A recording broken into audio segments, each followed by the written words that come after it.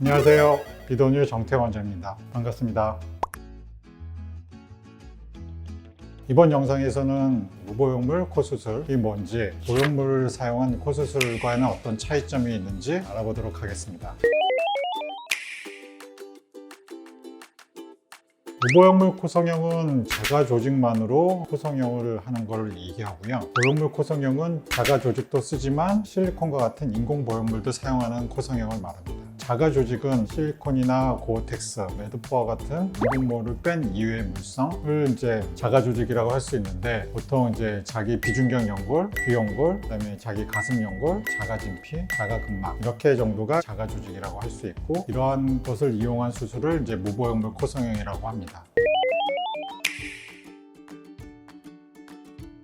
보형물 없이 수술이 가능하다. 그렇지만 제한점이 있죠. 자가 조직만 쓰다 보니까 어느 정도까지 자가 조직을 쓸 것이고 어디까지 할 것이냐, 이거에 따라서 방법이나 디자인도 좀 달라지게 되죠. 특히 무보형물 코수술은 이 맨 위 시작 부분을 높이지 않는 경우가 대부분이기 때문에, 그런 점에서는 보형물을 쓰는 코성형과는 좀 다르다고 할 수 있습니다. 일반적으로 많이 얘기하는 무보형물 수술은 콧등 중간 아래부터 이렇게 높이는 수술을 얘기해요. 실리콘과 같은 인공 보형물이 없이 가능한데, 맨 위에서부터 높이는 코성형은 일반적으로 실리콘을 사용합니다. 맨 위에서부터 높이는 코성형도 재료를 더 많이 쓰면 가능할 수도 있어요. 일반적으로 무보형물 수술은 비중격 연골과 귀연골로 하게 되는데, 그 이외에 다른 자가 진피나 자가 늑연골까지 쓴다면 보형물 쓰는 것처럼 맨 위에서부터도 높일 수는 있어요. 단 훨씬 더 까다롭기 때문에 결과가 보형물 쓴 것만큼 일률적으로 깔끔하게 나오지 않을 수 있는 리스크는 있죠. 무보형물 수술이라고 해서 다 좋은 것만 갖고 있지 않거든요. 무보형물 수술이 더 쉽고 그렇지는 않아요. 보형물이 없다는 장점이 있는 거지, 수술 테크닉적으로 더 쉬운 수술이 아니기 때문에 그만큼 수술적인 오류 리스크가 더 높다고도 볼 수 있습니다.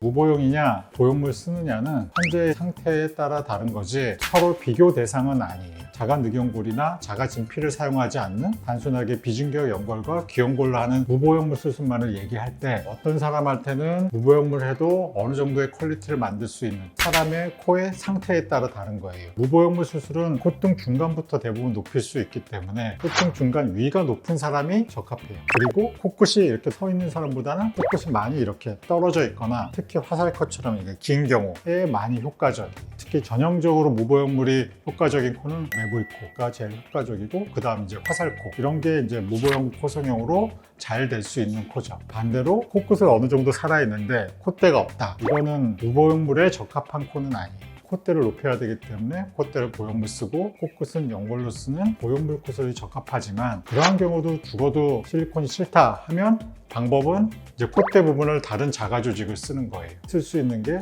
자가 진피, 자가 늑연골이 있어요. 하지만 자가 진피는 흡수에 대한 리스크, 콧대에 쓰는 늑연골은 아주 이쁘게 깎을 수 없기 때문에 약간 울퉁불퉁한다든지 재료 자체가 휜다든지 이러한 단점을 갖고 있는 수술입니다. 시작점, 맨 위까지 쓰는 무보형물 수술은 그렇게 흔하게 하지는 않아요.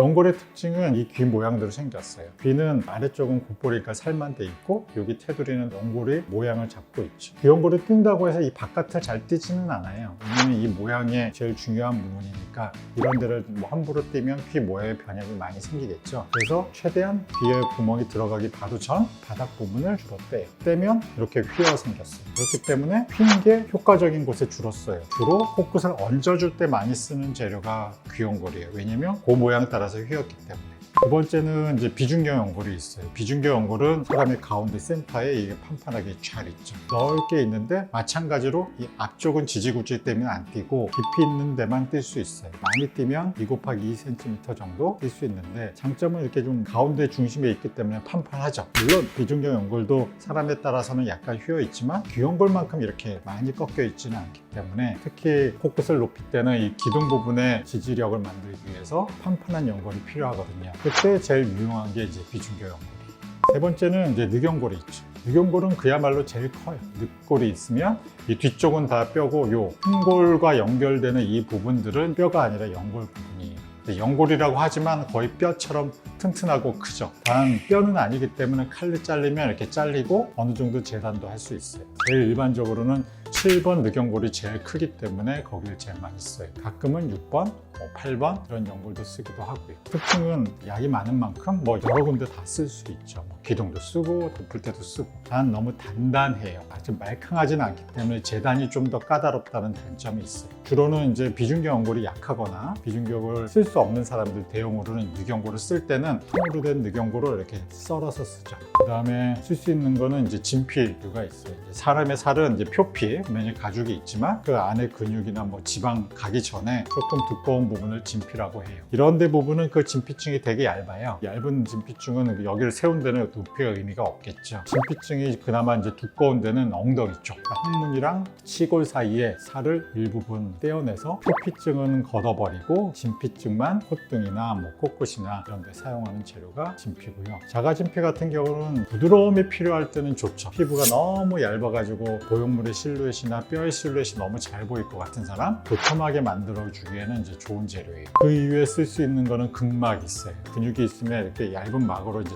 있거든요. 두께가 되게 얇기 때문에 그냥 쓰면 높이감이 없으니까 몇 겹 이렇게 말죠. 유용하게 쓰는 건 주로 이제 측두근막, 측두근이라고 이제 얼굴 옆쪽에 있는 근육이 있는데 싸고 있는 근육을 독일 째가지고 벗겨내서 쓰는 것을 쓸 수가 있습니다. 대부분 이제 머리카락 안쪽, 헤어라인 안쪽에다 째니까 흉터는 안 보인다고 보는 거죠. 코성에 쓰는 재료로 지금까지 얘기한 자가조직 이외에 쓸 수 있는 거는 이제 인공 모형물이 있단 말이에요. 대표적으로 쓰는 건 실리콘, 그 이외에 주로 쓰는 거는 이제 고어텍스가 있습니다. 매드포는 주로 이제 코보다는 안아골절 이런 데 많이 쓰는 재료예요.